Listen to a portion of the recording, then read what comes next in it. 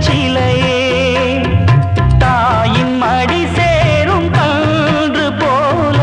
நாளும் வளர்வாயன் மார்பிலே சேய் முகம் பார்க்க துன்பம் தீரும் காலம் கனியாகும் தேவியே சிறு கிளி போல் பேசும் பேச்சில் என்னை மறந்தேன் நானம்மா உந்தன் வாழ்க்கையின் அர்த்தம் சொல்ல பூக்களின் வண்ணம் கொண்டு பிறந்த மகளே என் மகளே